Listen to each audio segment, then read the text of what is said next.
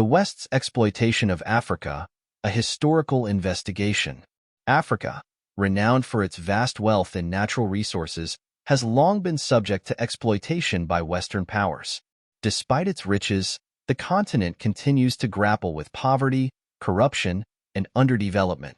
This investigative article delves into the historical context of how the West has benefited from Africa's resources while neglecting its responsibility to address the socio-economic challenges it leaves behind. Furthermore, it examines the role of corrupt African leaders who have colluded with Western interests, perpetuating Africa's state of servitude. Coloniale exploitation. The exploitation of Africa by the West traces back to the era of colonialism.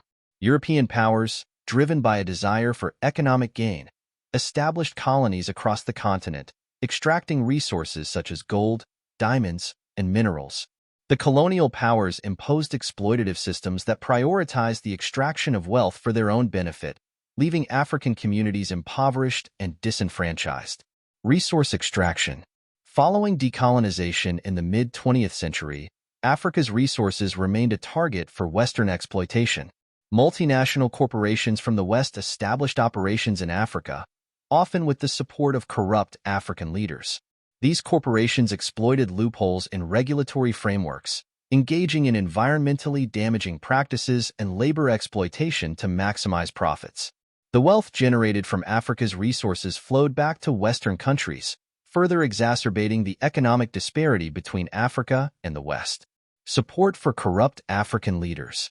The West's support for corrupt African leaders has been instrumental in perpetuating Africa's cycle of poverty and underdevelopment. Many Western governments and corporations have maintained alliances with autocratic regimes in Africa, providing financial support and turning a blind eye to human rights abuses and corruption. In exchange, these leaders facilitate Western access to Africa's resources and markets, prioritizing their own wealth and power over the well-being of their citizens. Neo-colonialism and economic dependency. The relationship between the West and Africa has evolved into a form of neo-colonialism, where Western powers exert influence over African economies and governance structures. Through debt traps, unfair trade agreements, and exploitative practices, the West maintains control over key sectors of African economies, perpetuating a cycle of dependency and underdevelopment. Meanwhile, African countries struggle to break free from this economic bondage, trapped in a system that benefits the West at their expense. Conclusion. Africa's status as the wealthiest continent on our planet stands in stark contrast to the pervasive poverty and underdevelopment that plague many of its nations. The West's historical and ongoing exploitation of Africa's resources, coupled with its support for corrupt African leaders, has contributed to the perpetuation of Africa as a continent ensnared in servitude. Addressing these systemic issues requires a concerted effort to hold both Western powers and corrupt African leaders accountable, while empowering African nations to assert control over their own resources and destinies. Only through equitable partnerships and genuine commitment to development can Africa break free from the chains of exploitation and realize its full potential. Understanding the CFA franc. A closer look at French influence in Africa. The CFA franc, originally established in 1945, serves as the currency for 14 African countries, 12 of which were former French colonies.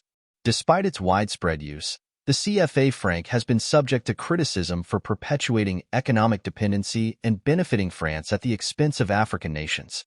This essay delves into the history and dynamics of the CFA franc, exploring how it reflects French influence in Africa and its implications for economic sovereignty and development. Historical context. The CFA franc traces its origins to the colonial era when France maintained control over large parts of Africa. Following World War II, the French government introduced the CFA franc as a common currency for its African colonies, initially pegged to the French franc and later to the euro. This currency arrangement facilitated economic ties between France and its former colonies, but it also entrenched French control over their monetary policies and reserves.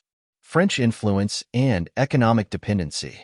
One of the primary criticisms of the CFA franc is its role in perpetuating economic dependency on France. The currency's fixed exchange rate and requirement for member countries to deposit a portion of their foreign reserves with the French treasury limit their ability to pursue independent monetary policies. This arrangement effectively grants France considerable influence over the economic decision-making of African nations, undermining their sovereignty and hindering efforts for self-sustained development. Benefiting French interests. France benefits from the CFA franc through various channels.